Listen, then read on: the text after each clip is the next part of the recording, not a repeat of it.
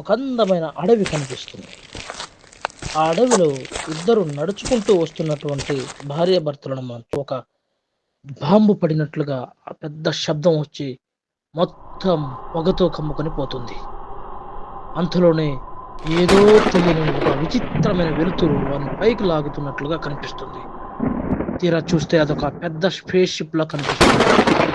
ఏం చేయాలో తోచని ఆకాశాలను, మహాకాశాలను దాటుతూ తెలియని కొత్త ప్రపంచానికి వారిని తీసుకొని పోయింది.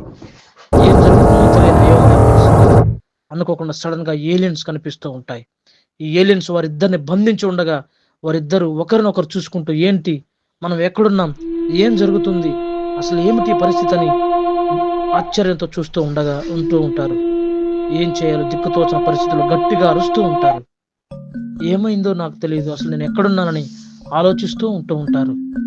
ఇంతలో తర్వాత వారిని ఒక బెడ్ మీద పడుకోబెట్టి ఏలియన్స్ విచిత్రమైనటువంటి పరిశోధనలు వారి మీద చేస్తున్నట్లుగా అనిపిస్తా ఉంటుంది. సక్సెస్ అవుతుంది.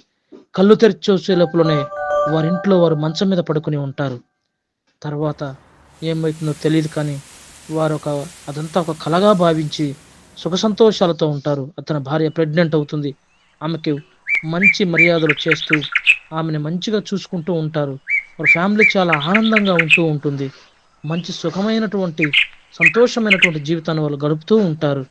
ఇంతలోనే వారికి ఒక బిడ్డ జన్మిస్తాడు. ఆ బిడ్డను చూసి వారు చాలా ఆనందిస్తూ ఉంటారు.